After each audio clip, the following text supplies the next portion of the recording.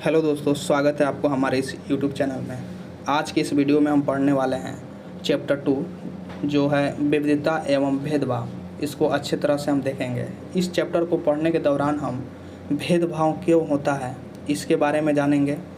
भेदभाव क्यों होता है इसके बारे में जानेंगे।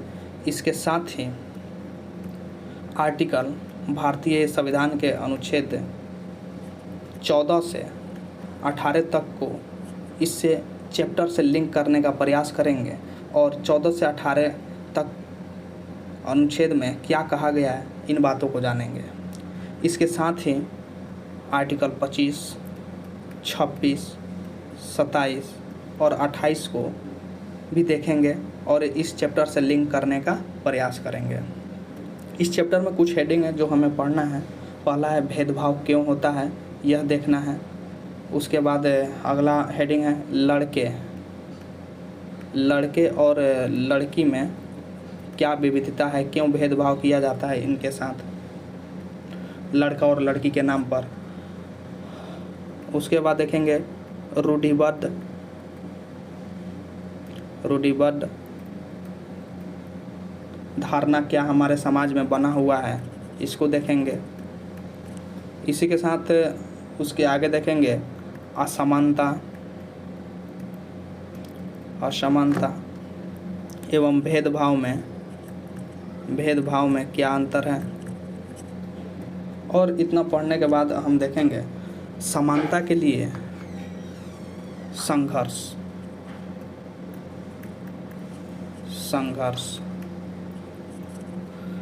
तो इसी के साथ अब चलते हैं, इस चैप्टर को शुरू करते हैं। लाइन बाय लाइन पढ़ते हैं और समझने का कोशिश करते हैं। पिछले चैप्टर में हमने विविधता के बारे में पढ़ा था, तो उसमें हम क्या हैं, हम कैसे हैं, यह कई चीज़ों पर निर्भर करता है। हम कैसे रहते हैं, कौन सी भाषा बोलते हैं, क्या खाते हैं, क्या पहनते हैं, कौन से खेल खेलते हैं और कौन से उत्सव मनाते हैं, इन सब पर हमारे रहने की जगह के भूगोल और उसके इतिहास पर असर पड़ता है। अगर संक्षेप में ही निम्नलिखित बिंदुओं पर ध्यान दें तो भी यह अंदाज़ा लगाया जाएगा कि भारत कितनी विविधताओं वाला देश है। संसार में 8 मुख्य धर्म हैं और मज़े की बात है कि सभी 8 धर्मों के लोग जो हैं भारत में रहते हैं। यहाँ 1600 से ज़्यादा भाषाएं बोली जाती हैं। जो लोगों की मातृभाषा है, यहाँ 100 से भी ज़्यादा तरह के नृत्य किए जाते हैं। यह विविधता हमेशा खुश होने का कारण नहीं बनती। हम उन लोगों के साथ सुरक्षित एवं अस्वस्थ महसूस करते हैं जो हमारी तरह दिखते हैं, बात करते हैं, कपड़े पहनते हैं और हमारी तरह सोचते हैं। कभी कभी जब हम ऐसे लोगों से मिलते हैं जो हमसे बहुत भिन्न होते हैं तो हमें वह बहुत अजीब और अपरिचित लग सकते हैं। कई बार हम समझ ही नहीं पाते या जान ही नहीं पाते कि वह हमसे अलग क्यों हैं। लोग अपने से अलग दिखने वाले के बारे में खास तरह की राय बना लेते हैं। अब अगला जो सब हेडिंग है, यहाँ पे पूर्वाग्रह है और पूर्वाग्रह को हमें समझना है। दोस्तों, आपको मैं बता दूं, किसी व्यक्ति किसी वस्तु के बारे में पहले से कोई राय बना लेना और उसे अपने दिमाग में बैठा लेना कि वह व्यक्ति या वह वस्तु ऐसे ही है, बिना उस व्यक्ति या वस्तु के जाने हुए, तो इसी को कहते हैं पूर्वाग्रह। तो आइए देखते हैं पढ़ के। यह कथन है। कथन में दिया गया है कि पूर्वाग्रह से संबंधित है कि बहुत लोग शहर में जो रहते हैं वो ग्रामीण लोगों के बारे में कुछ अलग तरह के पूर्वाग्रह बना लेते हैं कि गांव के लोग, आधे से ज़्यादा लोग भारतीय गांव में ही रहते हैं। गांव से लोग अधिक प्रौद्योगिकी का इस्तेमाल नहीं करते हैं। फसल की बुआई और कटाई के समय परिवार के लोग खेतों में 12 से 14 घंटे तक काम करते हैं, इस तरह का बना लेते हैं। शहरी लोग ग्रामीण लोगों के बारे में अपना राय पहले से ही बना लेते हैं बिना ग्रामीण लोग के जाने। वहीं शहरी लोग के बारे में गांव के लोग भी कुछ अलग तरह के राय बना लेते हैं कि वहाँ के लोग बहुत आलसी होते हैं, वहाँ का जीवन आसान होता है, वह फास्ट फूड खाते हैं और मोटे मोटे हो जाते हैं खाना खा कर ऐसे पूर्वाग्रह बना लेते हैं। तो आइए अब इसको पूर्वाग्रह के बारे में कुछ पढ़ते हैं, क्या लिखा है एनसीईआरटी में। इनमें से कई कथन ग्रामीण लोगों को अज्ञानी की तरह देखते हैं, जबकि शहर में रहने वाले लोग को आलसी एवं सिर्फ पैसे को सरोकार रखने वाले की तरह देखते हैं। जब हम किसी के बारे में पहले से कोई राय बना लेते हैं और उसे हम अपने दिमाग में बिठा लेते हैं तो वह पूर्वाग्रह का रूप लेती है। ज़्यादातर यह राय नकारात्मक होती है, जैसा कि कथन में दिया गया है। लोगों को आलसी या कंजूस मानना भी पूर्वाग्रह है। आप अपने दोस्त में भी किसी दोस्त को बोल देते होंगे या कहते होंगे यह बहुत कंजूस है, खर्च नहीं करता मेरे ऊपर, तो यह पहले से ही उसके बारे में पूर्वाग्रह बना लिए, जबकि उसके बारे में आप जानते भी नहीं कि यह खर्च कहाँ करता है कहाँ नहीं करता है। ज़रूरत जहाँ पड़ता है वहाँ पे करता है, फिजूल का खर्च नहीं करता है, फिर भी आप उसको कंजूस मान लेते हैं। जब हम यह सोचने लगते हैं कि किसी काम को करने का कोई एक तरीका ही सबसे अच्छा है और सही है, तो हम अक्सर दूसरों की इज्जत नहीं कर पाते हैं जो उसी काम को दूसरी तरह से करना पसंद करते हैं। उदाहरण के लिए, अगर हम सोचें कि अंग्रेज़ी सबसे अच्छी भाषा है, अन्य भाषाओं को बहुत नकारात्मक रूप से देखेंगे। परिणाम स्वरूप हम उन लोगों की शायद इज्जत नहीं कर पाएंगे जो अंग्रेज़ी के अलावा अन्य भाषा बोलते हैं। हम कई चीज़ों के बारे में पूर्वाग्रही हो सकते हैं। लोगों के धार्मिक विश्वास, उनकी चमड़ी का रंग, जिस क्षेत्र से वे आते हैं, जिस तरह से वे बोलते हैं, जैसे कपड़े वे पहनते हैं इत्यादि। अक्सर दूसरे के बारे में बनाए गए हमारे पूर्वाग्रह इतने पक्के नहीं होते हैं कि हम उनसे दोस्ती नहीं करना चाहते हैं। इस वजह से कई बार हमारा व्यवहार ऐसा होता है कि हम उन्हें दुख पहुंचाते हैं। पूर्वाग्रह पहले से ही बना लें कि यह व्यक्ति अच्छा नहीं होता है, गोरे रंग के व्यक्ति अच्छा नहीं होते, इस प्रकार के कपड़े पहनने वाले व्यक्ति अच्छा नहीं होते हैं। तो उनसे क्या होता है, पहले से ही हम उनसे सतर्क रहते हैं और उनसे हम दोस्ती नहीं कर पाते और उनके साथ हम ऐसा कुछ तुच्छ व्यवहार कर देते हैं जिससे उनको दुख पहुंचता है। अब अगला हमें पढ़ना है लड़के और लड़की में भेदभाव। लड़के और लड़की में किस प्रकार से भेदभाव किया जाता है हमारे समाज में, आइए इसको पढ़ के देखते हैं। समाज में लड़के और लड़कियां में कई तरह से भेदभाव किया जाता है। हम सभी इस भेदभाव से परिचित हैं। एक लड़का या लड़की होने का अर्थ क्या होता है? आप में से कई लोग कहेंगे हम लड़के या लड़की की तरह जन्म लेते हैं, हम तो ऐसे ही होता है, हमें यह तो ऐसा ही होता है, इसमें सोचने वाली क्या बात है। आइए देखिए, समाज जो है हमारा, वह पहले से ही लड़का और लड़की के साथ भेदभाव कर देता है और बोलता है कि अगर कोई लड़का अगर रो रहा है तो उसके घर वाले ही बोलते हैं कि अरे यार तुम लड़की थोड़ी हो कि लड़की की तरह रोने लगे। तो लड़का क्या होता है भाई, लड़का को भी कष्ट होता है, दर्द होता है, तो उसे जब भी चोट लगे तो कोई बोल देता है लड़की थोड़ी लड़की की तरह रोने लगे, तो वो बेचारा चुप हो जाता है और इसी तरह से वह बड़ा भी हो जाता है, फिर भी उसे दुख होता है। अगर आपके ही दोस्त में अगर कोई लड़का रोने लगे किसी बात पे या किसी कुछ पे, तो आप बोलेंगे यार लड़की की तरह रोते हैं, ऐसे तो मतलब माहौल बनता ही होगा, आप लोग जानते ही होंगे। तो लड़के रोते थोड़ी है, लड़के को चोट थोड़ी लगता है। इस तरह का हमारा समाज जो है अवधारणा बना देता है, जिस कारण लड़के और लड़की में भेदभाव होने लगता है। आइए अब इसे पढ़ के देखते हैं इसमें किस प्रकार से लिखा हुआ है।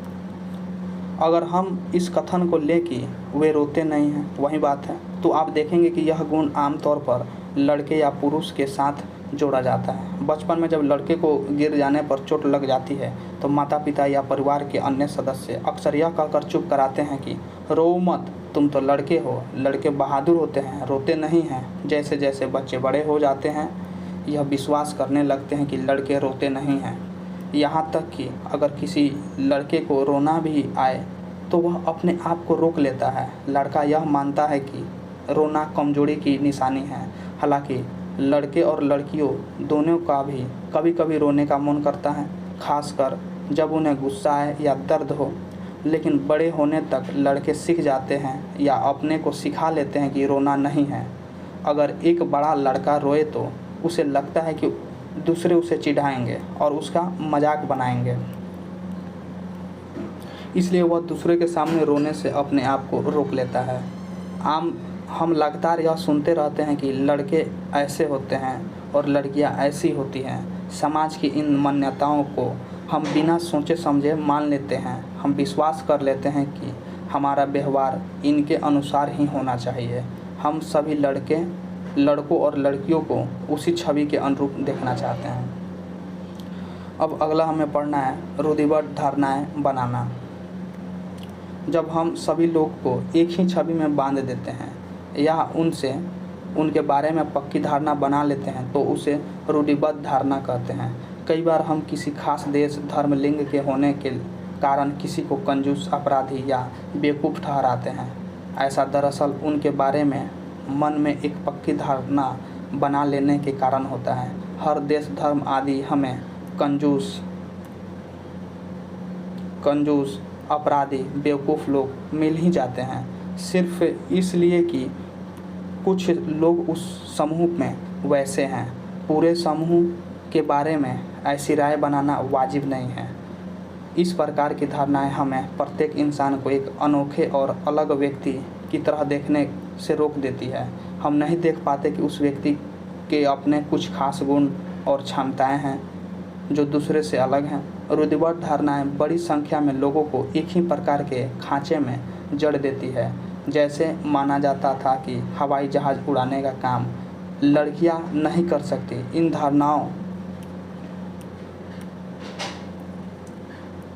धारणाओं का असर हम सब पर पड़ता है। कई बार ये धारणा हमें ऐसे काम करने से रोकती है जिनको करने की काबिलियत शायद हम में हो। उसके बाद हमारा अगला टॉपिक है असमानता एवं भेदभाव। देखिए दोस्तों, असमानता को दूर करने के लिए ही संविधान सभा के जो सदस्य थे वह संविधान में आर्टिकल 14 से 18 तक जोड़े असमानता को हमारे समाज से दूर करने के लिए। आर्टिकल 14 कहता है विधि के समक्ष समानता। विधि के समक्ष समानता। आर्टिकल 14 कहता है विधि के समक्ष समानता। वहीं आर्टिकल 15 कहता है विधि के समक्ष समानता का अर्थ क्या है दोस्तों?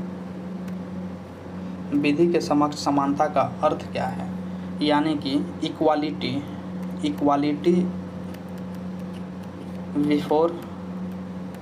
बिफोर लॉ, यानी कि कानून के सामने सब एक समान है, चाहे वह किसी धर्म, जाति, संप्रदाय से हो या उनका जन्म किसी भी स्थान पर हो।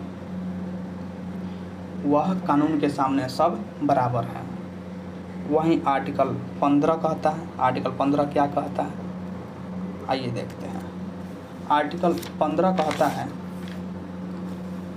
किसी भी व्यक्ति को जाति, धर्म, लिंग,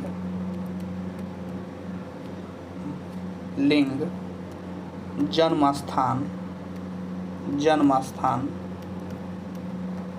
के आधार पर उसके साथ भेदभाव नहीं किया जाएगा।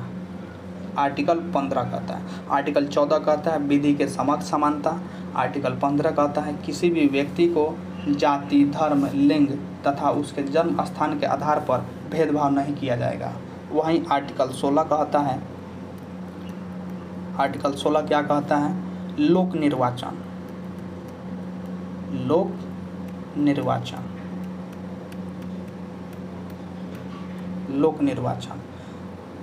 सरकारी नौकरी की समानता इस आर्टिकल के तहत दिया जाता है। इनमें पिछड़े वर्ग के लिए कुछ समय आरक्षण की चर्चा भी है। इसी लोक निर्वाचन आर्टिकल 16 के तहत जो लोग पिछड़े हुए हैं उनको सरकारी जॉब में आरक्षण देने की चर्चा है। अब देखेंगे आर्टिकल 17। आर्टिकल 17 क्या कहता है दोस्तों? आर्टिकल 17 अस्पृश्यता की बात करता है, यानी कि छुआछूत, अनटचेबिलिटी को अंत किया जाएगा। छुआछूत को अंत किया जाएगा, आर्टिकल 17 कहता है। वहीं आर्टिकल 18 कहता है उपाधियों का अंत, उपाधियों का अंत, उपाधि का अंत। तो आर्टिकल 14 क्या कहता है, विधि के समक्ष समानता। आर्टिकल 15 कहता है किसी भी व्यक्ति के साथ जाति, धर्म, लिंग, जन्म स्थान के आधार पर उसके साथ भेदभाव नहीं किया जाएगा। आर्टिकल 16 कहता है लोक निर्वाचन। आर्टिकल 17 कहता है छुआछूत का अंत। आर्टिकल 18 में उपाधियों का अंत का चर्चा किया गया है। अब इस टॉपिक में है असमानता एवं भेदभाव। तो दोस्तों भेदभाव का एक डिफिनेशन अच्छा सा अगर आप चाहें लिखने के लिए तो लिख सकते हैं, भेदभाव, भेदभाव का एक परिभाषा आप लिख लीजिए।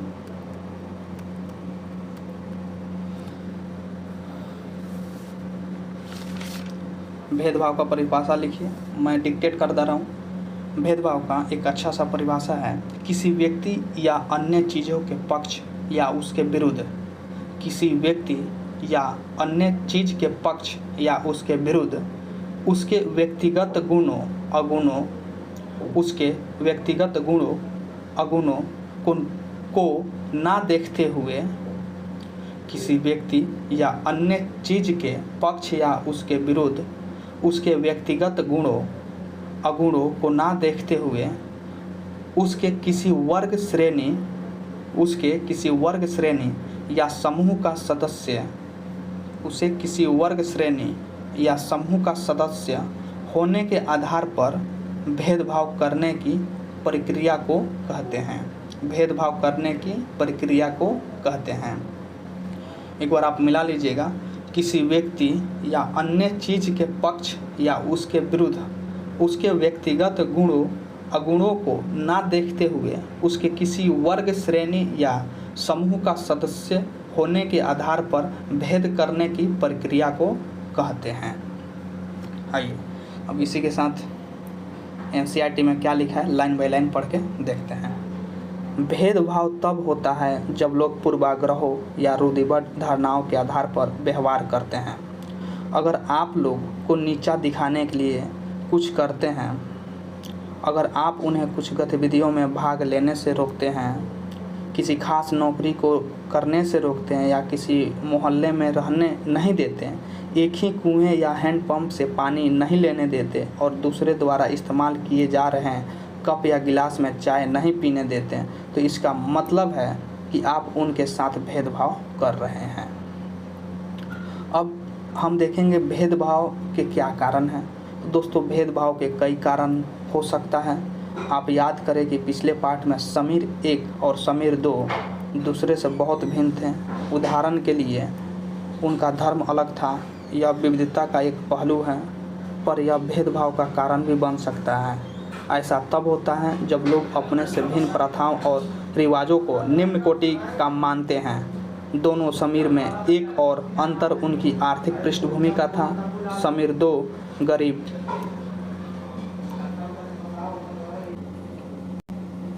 विविधता का पहलू नहीं है, यह तो असमानता है। बहुत लोगों के पास अपने खाने, कपड़े और घर की मूल ज़रूरतों का पूरा करने के लिए साधन और पैसे नहीं होते हैं। इस कारण दफ्तरों, अस्पतालों, स्कूलों आदि में उनके साथ भेदभाव किया जाता है। कुछ लोग को विविधता और असमानता पर आधारित दोनों ही तरह के भेदभाव का सामना करना पड़ता है। एक तो इस कारण कि वे उस समुदाय के सदस्य हैं जिनकी संस्कृति को मूल्यवान नहीं माना जाता। ऊपर से यदि वह गरीब हैं और उनके पास अपनी ज़रूरतों का पूरा करने का साधन नहीं है, तो इस आधार पर भी भेदभाव किया जाता है। ऐसे दोहरे भेदभाव का सामना कई जनजातीय लोगों, धार्मिक समूहों और ख़ास क्षेत्र के लोगों को करना पड़ता है। अब आगे देखिए क्या है, जैसे कि यहाँ पे एक दलित शब्द जो आप लोग अपने समाज में सुनते होंगे, दलित शब्द, तो दलित शब्द है जो नीचे कही जाने वाली जाति के लोग अपने पहचान के रूप में इस्तेमाल करते हैं। वे इस शब्द को अछूत से ज़्यादा पसंद करते हैं। दलित का मतलब है जिन्हें दबाया गया, दोस्तों दलित का मतलब क्या है? जिन्हें दबाया गया, कुचला गया। दलितों के अनुसार यह शब्द दर्शाता है कि कैसे सामाजिक पूर्वाग्रहों और भेदभाव ने दलित लोगों को दबा कर रखा है। सरकार ऐसे लोगों को अनुसूचित जाति के वर्ग में रखती है। यहाँ तक हमने देखा था खास तरह के लोगों को करना पड़ता है, को तरह की सीढ़ी के रूप में रखा गया, जिसमें एक जाति दूसरे जाति के ऊपर या नीचे थी। जिन्होंने अपने आप को इस सीढ़ी में सबसे ऊपर रखा, उन्हें अपने को ऊंची जाति का उत्कृष्ट कहा। जिन समूहों को इस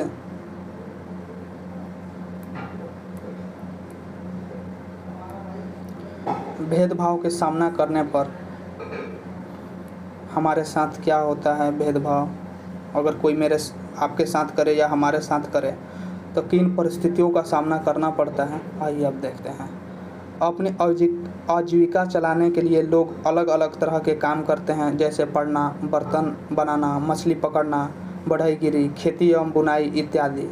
लेकिन कुछ कामों को दूसरे के मुकाबले अधिक महत्वपूर्ण माना जाता है। सफाई करना, कपड़े धोना, बाल काटना, कचरा उठाना जैसे कामों को समाज में कम महत्व का माना जाता है। इसलिए जो लोग इन कामों को करते हैं उनको गंदा और अपवित्र माना जाता है। यह जाति व्यवस्था का एक बड़ा ही महत्वपूर्ण पहलू है। जाति व्यवस्था में लोगों के समूह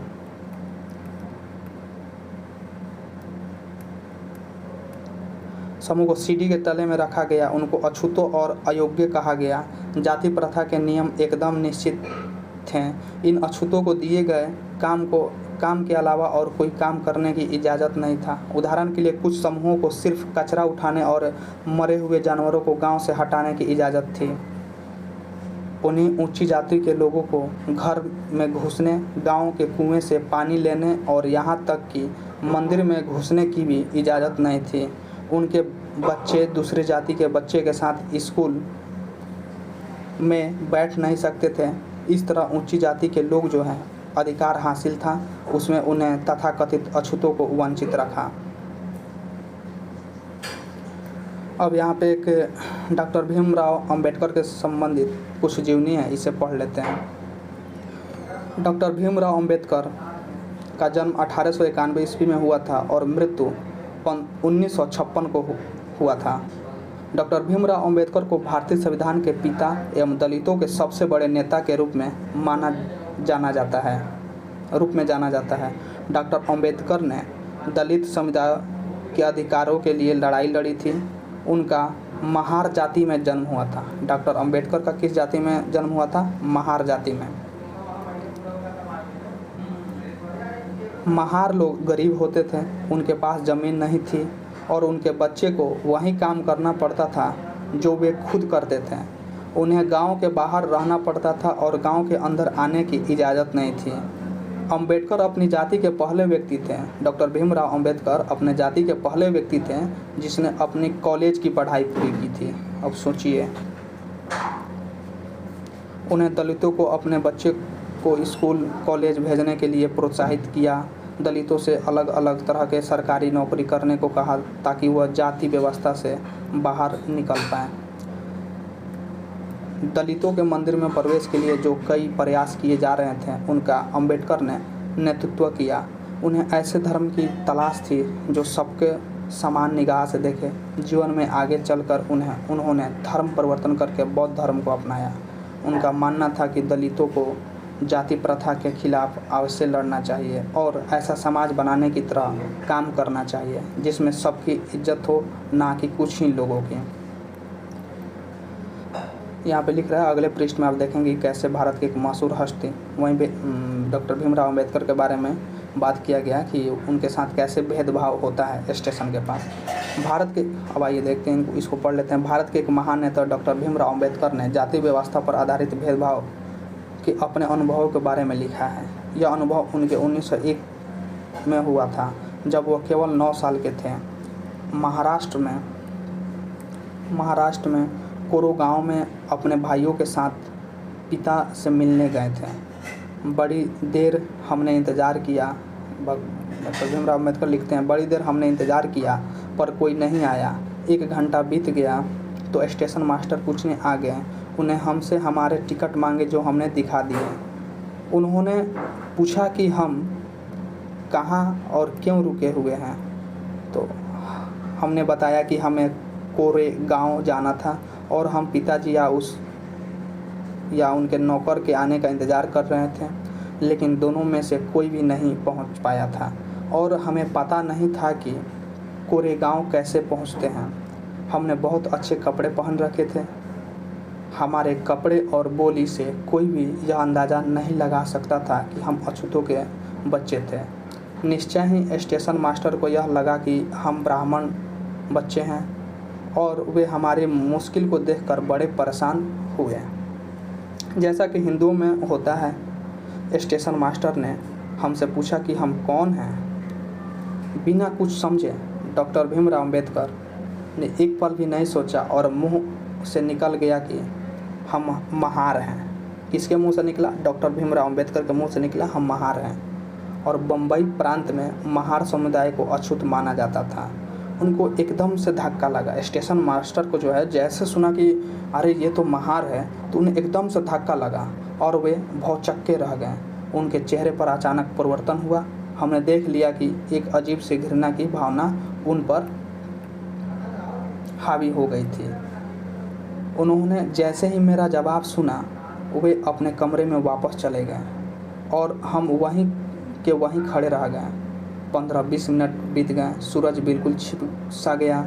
पिताजी आए नहीं थे और ना ही उनका नौकर, और अब स्टेशन मास्टर भी हमें छोड़कर चले गए थे। हम काफ़ी घबराए हुए थे।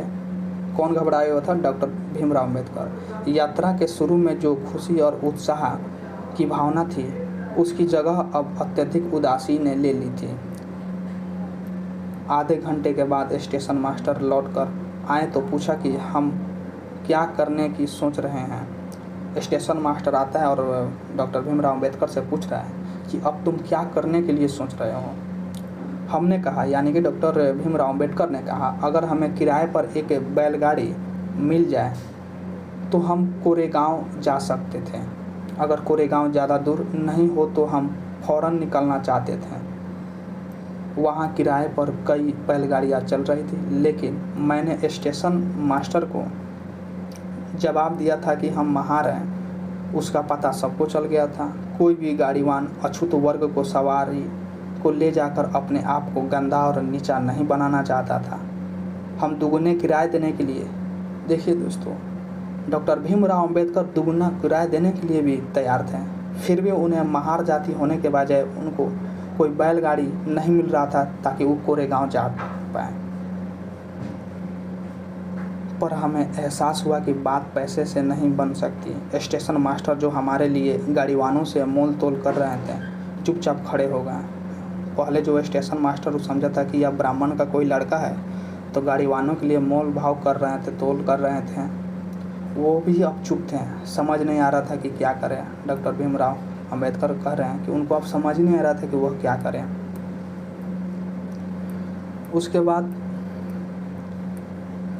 कल्पना करके देखिए यह कितना मुश्किल होगा कि आपके साथ अगर कोई जाति और धर्म के नाम पर केवल आपको गाड़ी ना मिले, आपके पास रुपया हो, सब हो, किराया भी देने के लिए तैयार हो, फिर भी आपको गाड़ी ना मिले। अगर लोगों को एक जगह से दूसरी जगह जाने ना दिया जाए, केवल जाति के नाम पर किराया भी दिया जाए फिर भी ना जाने दिया जाए, यह कितना अपमानजनक और दुखदायी होगा। अगर लोग आपसे दूर दूर रहें और आपको छूने से मना करें और आपको पानी ना पीने दें, यह छोटी सी घटना दिखाती है कि कैसे गाड़ी से एक से दूसरी जगह जाने का साधारण काम की सुविधा भी इन बच्चों के पास नहीं थी, जबकि वह पैसा दे सकते थे। स्टेशन के सभी गाड़ीवानों ने बच्चे को ले जाने से मना कर दिया, जिन्हें बच्चे के साथ भेदभाव भरा व्यवहार किया। इस कहानी से यह बिल्कुल साफ है कि जाति पर आधारित भेदभाव न केवल दलितों को कई गतिविधियों से वंचित रखता, बल्कि वह उन्हें आदर और सम्मान भी नहीं मिलने देता जो दूसरे को मिलता है। अब देखिए समानता के लिए संघर्ष क्या क्या हुए हैं। समानता के लिए जो है, समानता का अधिकार आर्टिकल 14 से 18 तक संविधान सभा के अध्यक्षों द्वारा संविधान में लागू किया गया। समानता का अधिकार का बात करता है आर्टिकल 14 से 18। ब्रिटिश, अब पढ़ते हैं इसको लाइन बाई लाइन, अब देखते हैं क्या सार निकलता है। ब्रिटिश शासन से आज़ादी पाने के लिए जो संघर्ष किया गया था उसमें समानता के व्यवहार के लिए किया गया संघर्ष भी शामिल था। दलितों, औरतों, जनजातीय लोगों और किसानों ने अपने जीवन में जिस गैर बराबर का अनुभव किया उसके खिलाफ उन्होंने लड़ाई लड़ी। जैसा कि पहले भी बात हुई, बहुत सारे दलितों ने संगठित होकर मंदिर में प्रवेश पाने के लिए संघर्ष किया। बताइए, मंदिर में प्रवेश पाने के लिए भी दलितों को संघर्ष करना पड़ता था। कितना दुखमय जीवन होगा उस समय उन लोगों का। महिलाओं ने मांग की कि जैसे पुरुषों के पास शिक्षा का अधिकार है उस प्रकार से महिलाओं के पास भी शिक्षा का अधिकार होना चाहिए, वैसे उन्हें भी अधिकार मिले। जिस प्रकार पुरुष भी पढ़ सकते थे उस तरह महिला भी पढ़ने का अधिकार अपना मांगे। किसानों और दलितों ने अपने आप को जमींदारों और उनकी ऊंची ब्याज की दर से छुटकारा दिलाने के लिए संघर्ष किया। 1947 में भारत जब आज़ाद हुआ और एक राष्ट्र बना तो हमारे नेताओं ने समाज में व्याप्त कई तरह की असमानताओं पर विचार किया। संविधान को लिखने वाले लोग भी इस बात से अवगत थे कि हमारे समाज में कैसे भेदभाव किया जाता है और लोगों ने उसके खिलाफ किस तरह संघर्ष किया है। कई नेता इन लड़ाइयों के हिस्से थे, जैसे डॉक्टर अम्बेडकर। इसलिए नेताओं ने संविधान में ऐसा दृष्टि और लक्ष्य रखा जिससे भारत में सभी लोगों को बराबर माना जाए। समानता को एक अहम मूल्य की तरह माना गया जो हम सभी को एक भारतीय के रूप में जोड़ती है। प्रत्येक व्यक्ति को समान अधिकार और समान अवसर प्राप्त है। अस्पृश्यता यानी कि छुआछूत को अपराध की तरह देखा जाता है। आर्टिकल